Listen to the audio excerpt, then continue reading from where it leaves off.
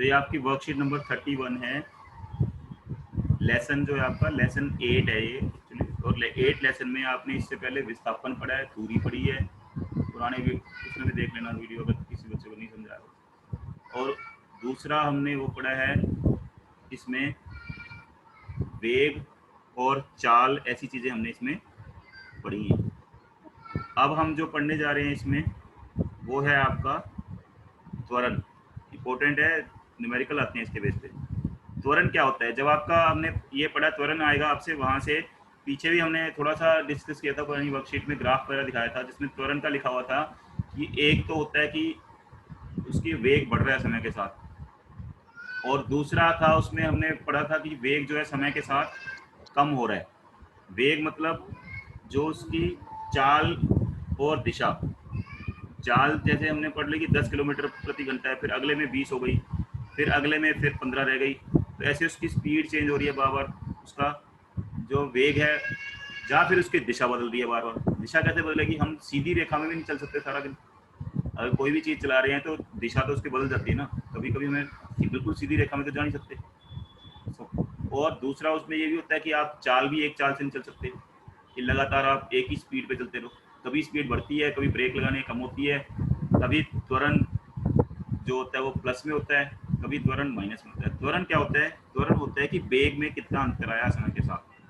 जैसे दूरी और विस्थापन में अंतर को हम चाल और वेग बोलते हैं, ऐसे ही इसमें हमें आएगा कि वेग में कितना अंतर आया। वेग को इंग्लिश में बोलते हैं वेलोसिटी। चाल जो होती है वो स्पीड होती है, स्पीड में तो सिर्फ आप वैल्यू देखते हो, लेकिन वेलोसिटी में हम, वेग में हम दिशा भी देखते हैं। अगर दिशा भी बदल गई तो भी वेग बदल जाएगा, तो ये ध्यान रखने की जरूरत है, पहले भी हमने बताया मैंने इसमें। तो हमने जाना कि एक समान, पहले इसमें हमने जाना था इसके पहले कि एक समान गति से चलने वाली वस्तु के वेग में समय के साथ कोई बदलाव नहीं आता। ये आप लोगों को दिखाई दे रहा है? तो ये आप थोड़ा ध्यान यस से सर। देखें। हाँ, और बहुत मुश्किल चीज़ नहीं है, लोग मुश्किल बना लेते हैं। अगर इसको समझ के करें, सोच के, तो बिल्कुल आसान है। हम देखते हैं अपने पास चीज़ें चलती हुई।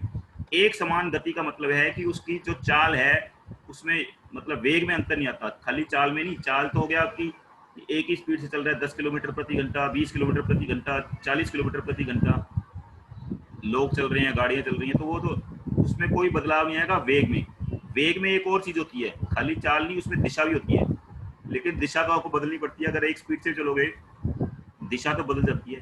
बिल्कुल सीधी रेखा में आप नहीं चल सकते, क्योंकि सीधी रेखा में कोई ना कोई चीज़ें बीच में आएंगी, तो दिशा भी बदल जाएगी। दिशा बदलेगी तो वेग बदल जाएगा, और ऐसे ही अगर चाल बदलेगी, स्पीड बदलेगी, तो भी वेग बदल जाएगा।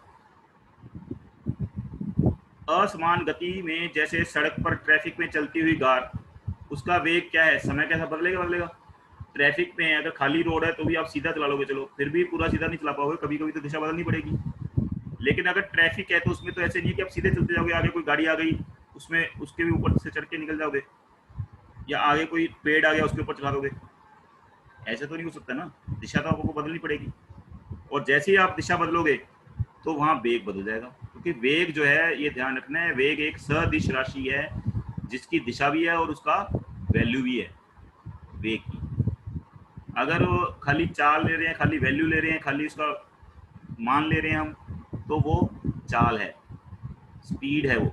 वेग मतलब वेलोसिटी वो है जिसमें दिशा भी, अगर दिशा भी बदल गई तो वेग बदल जाएगा। इसलिए कोई भी वस्तु जो चल रही है सड़क पर, हम जो नॉर्मल जिंदगी में देखते हैं, आम जिंदगी में, वहाँ पे दिशा तो बदली जाती है, स्पीड भी बदलती है। कभी ब्रेक लगाना पड़ता है, कभी तेज चलते हैं, हम खुद भी चलते हैं, तो कभी ऐसे थोड़ी हम एक ही स्पीड से चलते रहेंगे, कभी हम धीरे हो जाती है स्पीड हमारी, कभी तेज हो जाती है, दिशा भी बदलते हैं। अगर मुझे घर से स्कूल जाना है तो मैं सीधी रेखा में चलता हूँ, हवा में थोड़ी चल रहा हूँ मैं, रास्ते में चीज़ें आएंगी कोई ना कोई, तो मुझे अपनी दिशा तो बदलनी पड़ेगी। चाहे पैदल जा रहा हूँ, चाहे साइकिल पे, चाहे स्कूटर पे, चाहे गाड़ी पे, चाहे रिक्शा पे, दिशा तो बदलेगी ना बार बार। तो दिशा बदलेगी तो वेग बदल जाएगा। इसलिए ज़्यादातर हम अपने आसपास कौन सी गति देखते हैं? असमान गति। एक समान गति तब होगी जब दिशा भी सेम रहे और हमारी चाल भी सेम रहे। वेग में समय के साथ हो रहे बदलाव को हम एक और राशि से दिखाते हैं। जैसे हमने देखा था कि विस्थापन को, समय के साथ विस्थापन को दिखाते हैं वेग से।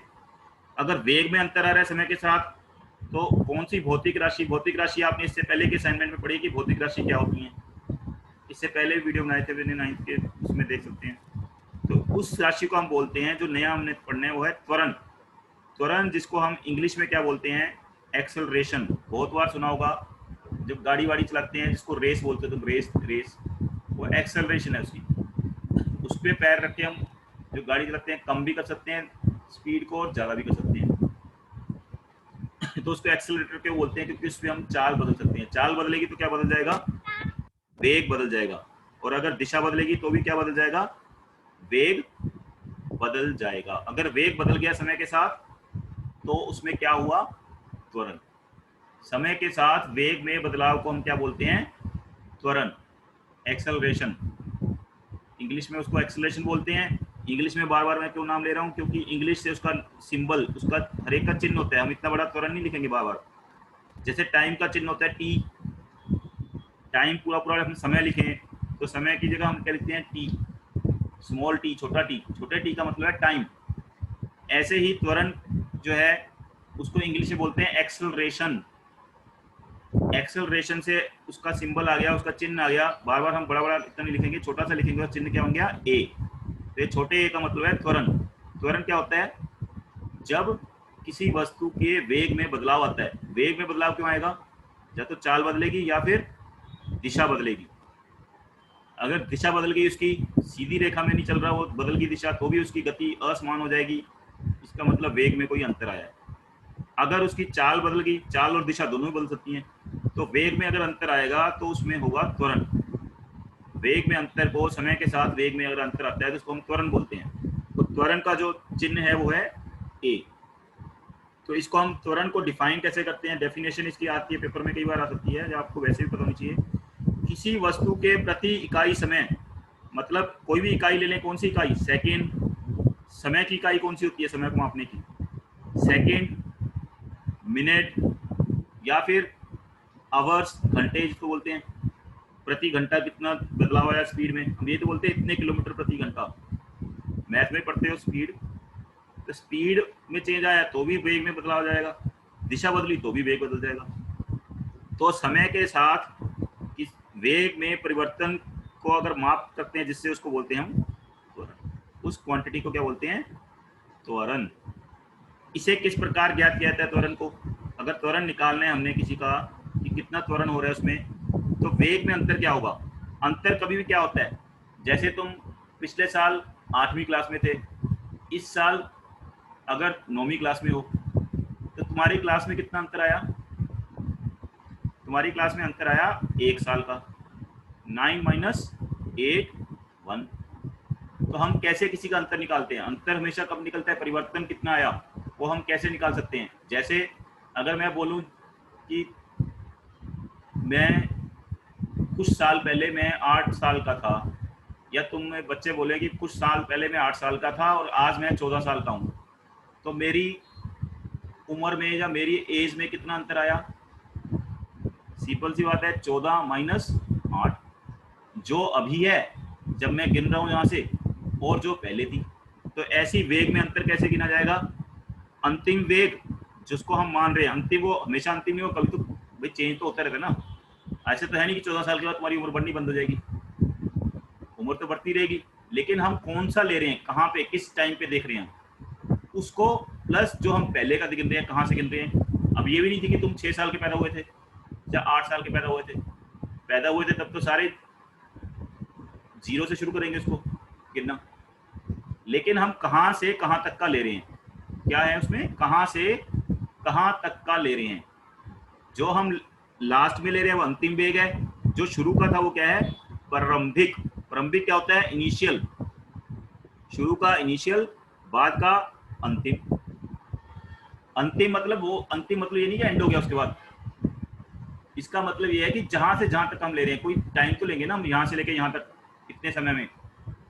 तो जो समय लेंगे कि कितने समय का देख रहे हैं हम, उसको हम टी से दिखाते हैं। समय को टी से क्यों दिखाते हैं, रटन लगाना बिल्कुल समझ के करना है। समय को टी से दिखाते हैं क्योंकि टी मतलब टाइम, इंग्लिश में टी टाइम, तो टाइम को हम हिंदी में बोलते हैं समय। तो हम टाइम को कैसे दिखाएंगे, अगर उसको छोटा लिखना है शॉर्टकट में, टी। जैसे जो मैंने अभी यूट्यूब चैनल बनाया, अगर तुम देखते हो यूट्यूब चैनल तुम्हारे लिए बनाया है ताकि तुम्हारी फ़ोन की मेमोरी में जो भी चीज़ें नहीं रह पाती, तुम किसी भी तरह टाइम ऑनलाइन देख पाओ उसको, वीडियो को। वर्कशीट्स के वीडियोस में बना रहा हूँ मैं हिंदी में तुम्हारी क्लास के, तो ताकि तुम्हें ऐसा ना हो। कई बच्चे कहते हैं फ़ोन में मेमोरी नहीं देती, जब फ़ोन में डिलीट हो गया पुराना, तो इसमें डिलीट होने का चक्कर ही नहीं है। जो आपका मैंने चैनल बनाया है उसमें मैंने लिखा RG, तुम्हें मेरा नाम पता है रुपिंदर गर्ग, तो मैंने शॉर्ट फॉर्म में क्या लिख दिया, अब रुपिंदर गर्ग इतना बड़ा नाम सर्च करने की बजाय मैंने लिख दिया RG। ऐसी समय को इंग्लिश में टाइम बोलते हैं। अब हिंदी में मैं अपना नाम लिखता तो वो अंतर रू ग, वो फिर मुश्किल हो जाता तुम्हें ढूंढना, तो इसीलिए हम इंग्लिश से सिंबल ले लेते हैं। समय का इंग्लिश में नाम है टाइम, उसका सिंबल हो गया टी, उसका चिन्ह हो गया टी, ताकि बार बार समय नहीं लिखना पड़ेगा, उसको टी से लिख देंगे। ऐसी अंतिम वेग मतलब फाइनल वेलोसिटी बोलते हैं। वेलोसिटी से हमने ले लिया v, अंतिम वाले को v ले लिया, तो शुरू वाले को क्या ले लिया u। शुरू कहाँ से होगा वो तुम्हारी मर्जी है, तुम 0 से ले रहे हो, जो उसमें दिया वहीं से शुरू होगा ना। कोई बंदा देख रहा है 10 मिनट बाद तुम्हारी कार की वेलोसिटी या कार की वेग है, मान लो 10 मिनट में देखा तो 10 उसमें टाइम था 10 किलोमीटर प्रति घंटा। बाद में तुमने देखा तो गाड़ी रुक गई, जब तुमने उसके 15 मिनट बाद देखा तो गाड़ी रुक गई, जब गाड़ी रुक गई तो उसका वेग कितना हो गया 0, तो अंतिम वेग 0, प्रारंभिक वेग 10। या उल्टा हो सकता है कि शुरू हमने देखा जब वो स्टार्ट हुई, गाड़ी रुकी हुई थी, उसको हमने प्रारंभिक मान लिया, और जब वो गाड़ी चल रही है किसी स्पीड पे हमने उसको मान लिया अंतिम। तो ये है कि जो हम जब जिस समय के लिए हम मान रहे हैं, कितने समय में हम देख रहे हैं, तो उसके हिसाब से अंतिम होगा जो लास्ट है। जैसे मैंने उम्र का एग्जांपल दिया तुम्हारी एज का, मान लो तुमने आज कहा तुम्हारी एज आज है, मान लो किसी बच्चे की, ये मानने के लिए बता रहा हूँ, तुम अपनी देख सकते हो 14 साल का बच्चा है कोई अभी, मैंने बोला कि कुछ साल पहले वो 8 साल का था। अच्छा, कुछ साल पहले कितने साल का था, 8 साल का। तो ये हमारा आज का जो ले रहे हैं वो क्या हो गया। अब ये नहीं कि ये अंतिम हो गया कि इसके बाद बच्चे की उम्र बढ़नी बंद हो जाएगी, ये अंतिम हमने 14 से माना ना, कि आज 14 है, अंतिम 14 है, जब हम लास्ट देख रहे हैं वो 14 है, जो हम पहले का देख रहे हैं कहाँ से देख रहे हैं 8 से। अब ये नहीं था कि बच्चा 8 साल का पैदा हुआ था, पैदा होगा वो तब तो हम 0 से लेंगे, पर हमने 0 से नहीं माना, हमने कौन सी उम्र से देखा है अभी 8 से।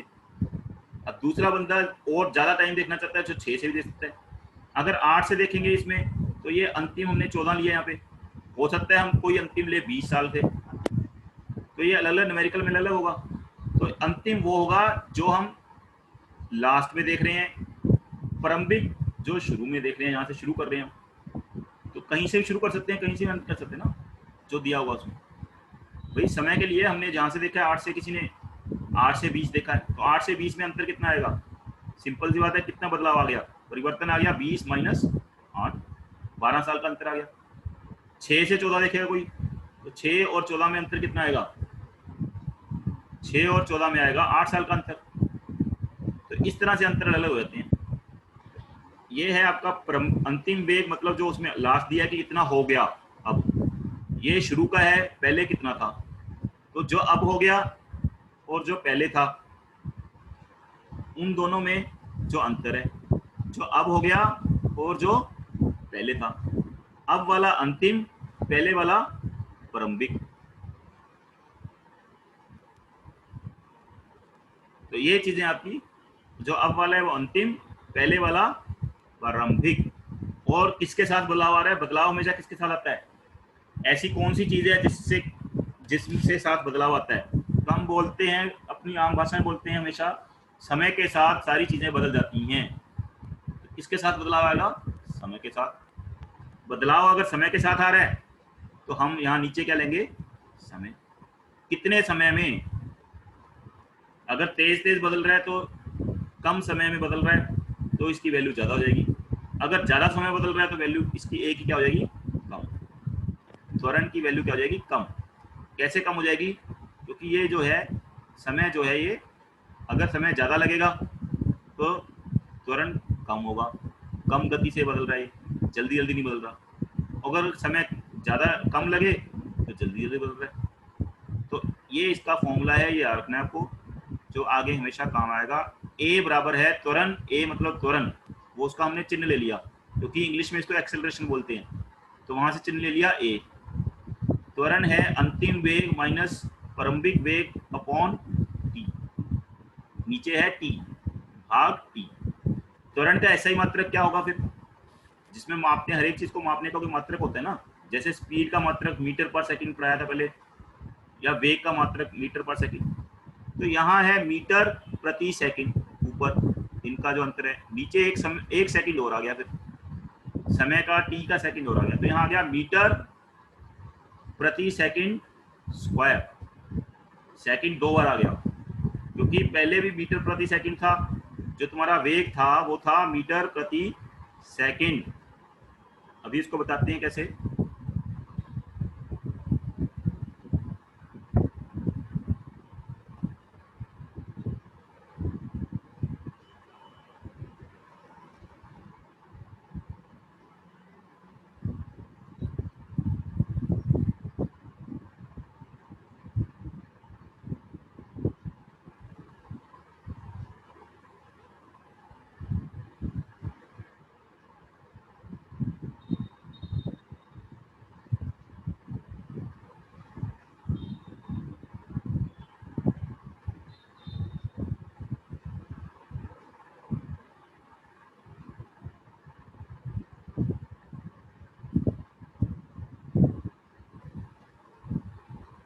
तो ये आपको इधर ब्लैंक एक पेज दिख रहा होगा, तो देखो ये वेग है आपका,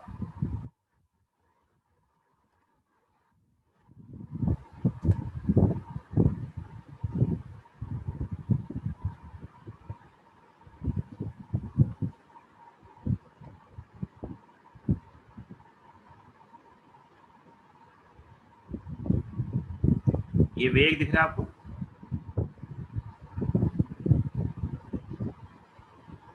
तो वेग जो आपका है, वेग में देखेंगे आप, वेग बराबर है, वेग का जो यूनिट होता है, वेग का मात्रा हो गया, क्योंकि वेग बराबर होता है आपका विस्थापन,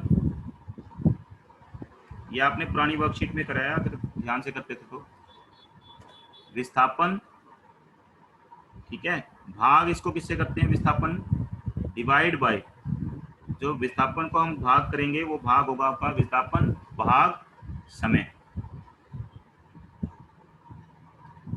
विस्थापन भाग समय। विस्थापन आपका होता है जो अंतर आया पहली लास्ट पोजीशन में और पहली पोजीशन में, ये भी हमने करा है। तो विस्थापन का यूनिट होता है मीटर, विस्थापन का यूनिट होगा मीटर।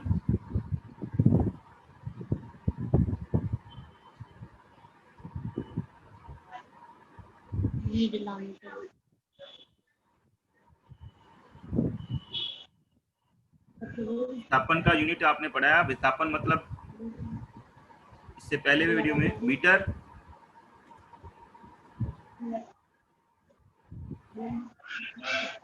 और जो आपका समय का यूनिट है, समय का यूनिट है सेकंड, समय का यूनिट है सेकंड।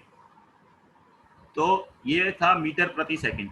अब परिवर्तन आ रहा है वेग में, जब हम त्वरण देख रहे हैं उसमें, तो त्वरण जो है आपका, त्वरण है वेग में परिवर्तन, ये था विस्थापन दूरी में परिवर्तन था जो उसमें देखा हमने। अब आ गया आपका त्वरण, तो त्वरण जो है आपका वो है वेग में परिवर्तन।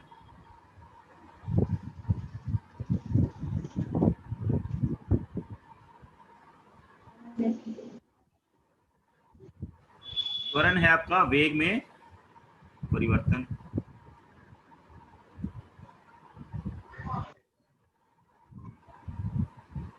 त्वरण जो हम यहाँ देखेंगे, तो त्वरण है वेग में परिवर्तन। कौन सा वेग, तो वेग हम ले रहे हैं v से ले रहे हैं, v मतलब जो फाइनल है बाद का अंतिम वेग, और u मतलब इससे पहले वर्कशीट में समझाया अभी मैंने, u मतलब जो वेग है पहले का, और v है जो बाद में हो गया।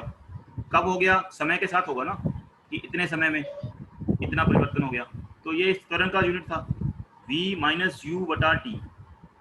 v जो है वो वेग है, और वेग का यूनिट आपने पढ़ा है इससे, वेग का यूनिट होता है मीटर प्रति सेकंड। इससे पहले भी कराया मैंने, मीटर प्रति सेकंड। और समय इसमें 2 बार आ गया, समय जो है वो कितनी बार आ गया, 2 बार। भाई ये है मीटर प्रति सेकंड, v माइनस यू जो है, v भी ये वेग जो होता है मीटर प्रति सेकंड होता है। जब इसको द्वारा डिवाइड करेंगे किससे, सेकंड से, इसको द्वारा भाग देंगे किससे, सेकंड से, तो ये आ जाएगा कितने सेकंड हो गए, 2 बार आ गया सेकंड, तो ये आ जाएगा मीटर प्रति सेकंड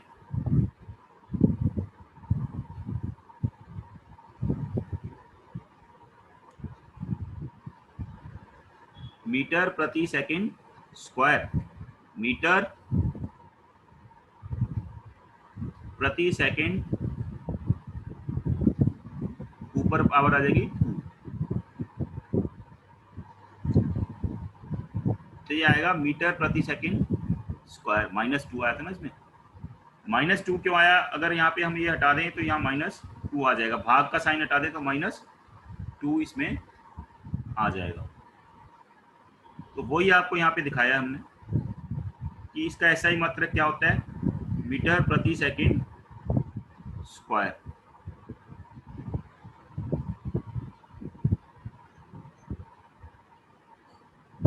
अब आगे इसको वर्कशीट को देखें, तो ये याद रखना है त्वरण का ऐसा ही मात्रक मीटर प्रति सेकंड स्क्वायर, समझ के करना है, क्योंकि वेग का होता है मीटर प्रति सेकंड और टाइम का सेकंड, तो सेकंड 2 बार भाग हो रहा है सेकंड से, यहाँ मीटर प्रति सेकंड और यहाँ फिर सेकंड, तो इसका त्वरण का ऐसा ही मात्रक है मीटर प्रति सेकंड स्क्वायर।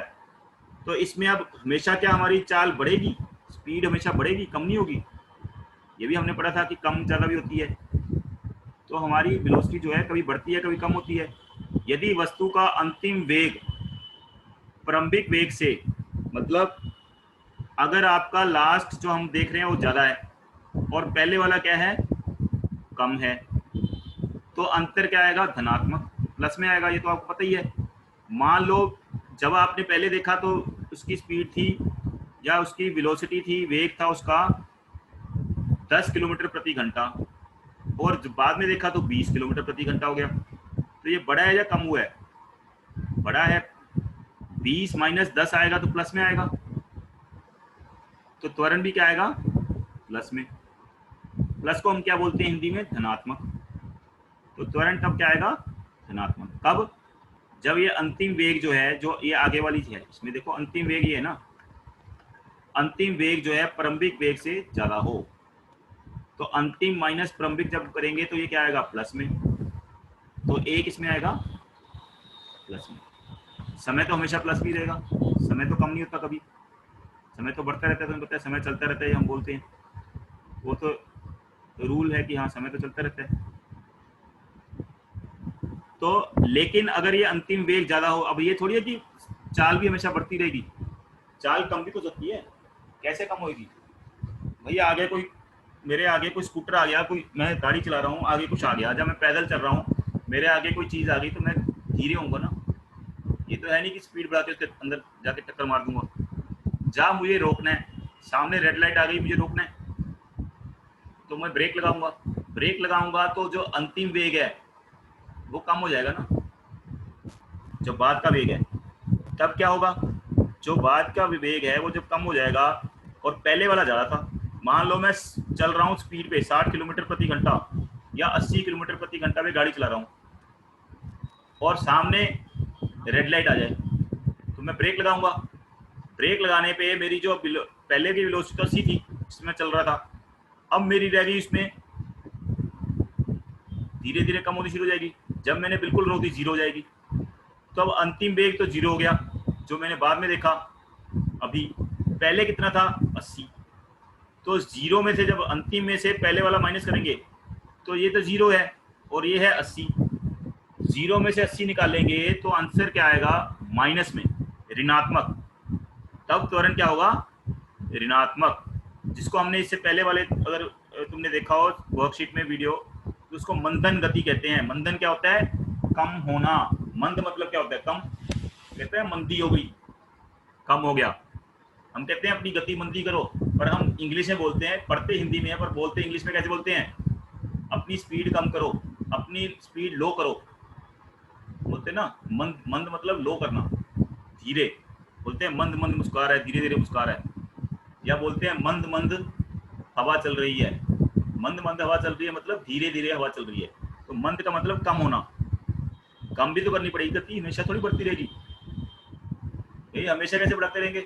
मैं चला 0 पे, फिर मैंने 10 कर ली, 20 कर ली, 30 कर ली, 40 कर ली, उसको बढ़ाता रहा स्पीड को, त्वरण बढ़ता रहा, लेकिन कभी तो मुझे रोकना पड़ेगा, धीरे करनी पड़ेगी। 100 200 500 ऐसे कर दूं, फिर तो मैं टक्कर मार दूंगा किसी में, और टक्कर मारने के बाद अपने आप रुक जाएगी। लेकिन सामने कुछ आ रहा है, जब हम दिशा बदल रहे हैं, ये थोड़ी है कि मैं बढ़ाता रहूंगा स्पीड को, कम भी करूंगा। जब कम करूंगा तो त्वरण क्या हो जाएगा, ऋणात्मक। तो एक इसमें आएगा ऋणात्मक में, माइनस में। इसके बहुत सारे उदाहरण तुम देख सकते हो जनरल लाइफ में अपनी। तो ऐसे इसका एक उदाहरण दिया हुआ है इसमें न्यूमेरिकल में। क्या उदाहरण दिया है, यदि एक रुकी हुई बस, अगर एक रुकी हुई बस के चलने पर वह 2 सेकंड में 5 सेकंड प्रति, देखो एक बस रुकी हुई है तो उसकी अपने आप ही उसकी आरंभिक गति कितनी होगी। आरंभिक गति क्या होगी जब कोई चीज रुकी हुई है, हमने पढ़ा ना प्रारंभिक वेग। आपको ये चीजें देखनी होती है कौन कौन सा होगा। जब कोई चीज रुकी हुई है तो इसका मतलब 0 मीटर पर सेकंड चल रही है, उसकी वेग क्या है, उसका वेलोसिटी, उसकी चाल क्या है। रुकी हुई चीज की चाल थोड़ी 0 होगी। अगर कोई चीज तुम्हें कहते हो बस खड़ी हुई है, उसकी स्पीड कितनी है, तो 0 मीटर प्रति सेकंड है। जब चल ही नहीं रही तो ना तो वो दूरी तय कर रही है, समय के साथ कोई वहीं खड़ी है वो, तो 0 मीटर प्रति सेकंड हो गया उसका प्रारंभिक वेग। अब इन्होंने कहा है 2 सेकंड में, हम कितने टाइम बाद देख रहे हैं, 2 सेकंड बाद, 2 घंटे बाद नहीं, कितने टाइम दिया हुआ है, 2 सेकंड के बाद हम देख रहे हैं। 2 सेकंड के बाद देख रहे हैं तो उसकी कितनी होगी गति, 2 सेकंड बाद उसकी गति हो गई है, इन्होंने लिखा है, इन्होंने बताया है, तो 2 सेकंड बाद वो 5 मीटर प्रति सेकंड चल रहा है। तो अंतिम वेग कितना हो गया, 5 मीटर प्रति सेकंड, क्योंकि शुरू में तो खड़ी थी तो 0 था। अब 2 सेकंड बाद देखा तो 5 मीटर प्रति सेकंड हो गया उसका वेग। तो टाइम कितना लगा उसमें, 2 सेकंड। तो हमने ये उसी न्यूमेरिकल में डाल देना जो ऊपर हमने बताई थी वैल्यू। त्वरण कितना होगा ये पूछा हमने। त्वरण कैसे निकालेंगे, त्वरण को ए से डिनोट करते हैं, क्योंकि इंग्लिश में त्वरण होता है एक्सेलरेशन। इसमें देखो प्रारंभिक वेग कम है और अंतिम क्या है, ज्यादा है, तो ये प्लस में आएगा आंसर। क्या होगा, धनात्मक। v 5 है जो बाद में हुई, 2 सेकंड बाद हुई, 2 सेकंड पहले वो 0 थी क्योंकि वो खड़ी हुई थी बस, रुकी हुई थी। तो रुकी हुई बस की चाल क्या होगी, 0। तो 5 माइनस 0 अंतिम माइनस प्रारंभिक, बटा जितना समय लगा, कितना समय लगा उसको, 2 सेकंड। तो 5 माइनस 0 होता है 5, 5 बटा 2 कितना होगा, 2.5, 2.5 डिवाइड करके देख सकते हो। ये 2.5 किस में आएगा, प्लस में या माइनस में, ये बड़ा है ये छोटा है, बड़े में से छोटा जाएगा तो आंसर प्लस में आएगा, धनात्मक। इसका ये भी लिखना होता है, यूनिट भी लिखना होता है, मात्रक। मात्रक क्या होगा, मैंने बताया त्वरण का मात्रक निकाल के बताया था, मीटर प्रति सेकंड स्क्वायर। जो ऊपर जो लिखा है पावर है 2, -2। -2 क्यों है, क्योंकि मीटर को हम सेकंड से 2 बार भाग कर रहे हैं। एक बार तो पहले ही यहाँ भाग हुआ है वेग में, दूसरी बार यहाँ इससे भाग हो गया, तो सेकंड कितनी बार आ गया, 2 बार। तो इसमें आ गया सेकंड 2 बार भाग दिया उसको। अब इसमें हम देखेंगे असमान गति में त्वरण में कैसे कैसे करेंगे, इसको ग्राफ से दिखाएंगे। समय और गति को ग्राफ से आराम से समझ आती हैं। किसी वस्तु के त्वरण को वेग और समय के ग्राफ से, जैसे हमने वेग को दिखाया था दूरी, विस्थापन और समय के, उससे हम दिखाते हैं वेग को, ऐसे ही हम त्वरण को दिखाते हैं वेग और समय से। ये देखो यहाँ पे देखेंगे तो सीधी रेखा जा रही है, मतलब समय 1 सेकंड बढ़ा तो वेग कितना बढ़ गया, 4 मीटर प्रति सेकंड। कैसे पता लगा, यहाँ मीटर प्रति सेकंड लिखा हुआ है, ये वेग है, यहाँ 1 ये समय चल रहा है ऐसे, तो ये समय और वेग का ग्राफ है। अगर वो सीधी रेखा ग्राफ है तो किसका ग्राफ है, ये एक समान त्वरण। त्वरण भी एक समान हो सकता है कि पहले 4 फिर 8 फिर 12 फिर 15 ऐसे स्पीड बढ़ती गई, 12 16 ऐसे बढ़ती गई एक सेकंड में। जा हो सकता है कि वो असमान हो, पहले तो 4 से 8 हो गया, फिर 8 से 5 रह गई अगले सेकंड में 5 से 15 हो गई, फिर ट्रैफिक आ गया तो स्पीड रह गई 5, फिर खाली जगह मिल गई तो स्पीड हो गई 40, फिर हमें रेड लाइट मिल गई तो ब्रेक लगा दिया, स्पीड हो गई 0। तो त्वरण क्या हुआ, बार बार बदल रहा है, त्वरण एक समान नहीं है। तो एक समान नहीं होगा त्वरण, तो उसको बोलेंगे असमान। अगर एक जैसा है तो लगातार एक बढ़ रही है वेलोसिटी, तो वो है एक समान। एक समान त्वरण का ग्राफ कैसा होगा, ये वाला सरल रेखा, सीधी रेखा वाला ग्राफ सीधा सीधा बढ़ रहा है ना, सीधा जा रहा है। पहले सेकंड में 4, दूसरे में 8, तो कितना अंतर आया? 4 और 8 में कितना अंतर है? 4 का। भाई 0 से शुरू करो, 0 और 0 1, यहाँ कितना अंतर आया? 1 सेकंड। यहाँ कितना अंतर आया? 4। तो 1 सेकंड में 4, त्वरण हो गया 4/1, 4 माइनस 0/1। ये हो गया इसमें अंतिम वेग, ये हो गया प्रारंभिक वेग। अब मैं अगले सेकंड में लेना चाह रहा हूं, तो मैं यहां से गिनूंगा 1 के बाद 2, 2 और 1 में कितना अंतर है? 1 सेकंड का। पहले सेकंड में यहाँ कहाँ कितनी थी? 4। दूसरे सेकंड में कितनी है? 8। तो अब अंतिम वेग क्या हो गया? 8। प्रारंभिक क्या हो गया? 0 नहीं है। प्रारंभिक कहाँ चले गए? यहाँ से गिन रहे हैं ना समय, हम यहाँ से गिन रहे हैं। तो 4 और 8 में कितना अंतर है? 8 माइनस 4, 4 हो गया। यहाँ बढ़ता जा रहा है वेग, ये धनात्मक हो रहा है इसमें, और एक समान है। पहले सेकंड में 4 बढ़ा, दूसरे सेकंड में, दूसरा सेकंड कैसे? 1 से लेके 2 तक दूसरा सेकंड है, दूसरे सेकंड में कितना बढ़ा? 4। तीसरा सेकंड कैसे लेंगे? 2 से लेके 3 तक तीसरा सेकंड है, 1 सेकंड यहाँ से, तो यहाँ पे हो गया 8 से 12, 8 से 12 4, 12 से 16 में 4 आ रहा है। यहाँ कितने सेकंड है? 3 सेकंड पे ये 12 थी इसकी स्पीड, 4 सेकंड पे इसकी स्पीड कितनी है? 16। तो 1 सेकंड में कितनी बढ़ी? 16 माइनस 12, 4 बढ़ गई। तो त्वरण कितना हो गया? 4 मीटर प्रति सेकंड स्क्वायर। फिर ये आ गया 4 से 5 तक, देखें तो 5 से ये रेखा जा रही है, 5 पे ये हो गया 20, और 4 पे कितना था? 16। तो 20 माइनस 16 कितना हो गया? 4। और यहाँ कितने सेकंड का अंतर आया? 1 सेकंड का। तो अगले सेकंड में फिर 4 का अंतर। तो ये एक समान त्वरण हो रहा है इसमें, गति तो चेंज हो रही है पर एक समान हो रही है, अलग अलग नहीं हो रही। 1 सेकंड में जितनी थी 4, 2 सेकंड में, दूसरे सेकंड में फिर 4, तीसरे में फिर 4 का अंतर आया। तो अंतर एक समान है, तो इसका ग्राफ बनेगा सीधा। ये है एक समान त्वरण का ग्राफ। पेपर में जो आ जाता है, कई बार पूछते हैं एक समान त्वरण का ग्राफ इनमें से पहचानिए कौन सा है, तो आपका ये एक समान त्वरण का ग्राफ है। जो ग्राफ आपको ये दिया गया है वो है एक समान त्वरण का ग्राफ। जब वो सीधी रेखा में होता है तो एक समान ही होता है ग्राफ। इसमें त्वरण दिखा रहे हैं तो ये एक समान त्वरण का ग्राफ है। अगर इसमें अंतर आएगा तो फिर वो ग्राफ टेढ़ा मेढ़ा होगा, कभी ज़्यादा कभी कम, सीधी रेखा में नहीं जाएगा वो ग्राफ, कभी वो ऊपर जाएगा कभी वो नीचे जाएगा, अलग अलग ग्राफ चलेगा। तो त्वरण का एक समान वाला हमने ग्राफ देख लिया। यदि वस्तु, इसको डिफाइन करें तो क्या होगा? यदि वस्तु सरल रेखा में चलती है और इसका वेग भी समय के समान रूप बढ़ता है, जैसे 1-1 सेकंड में देखा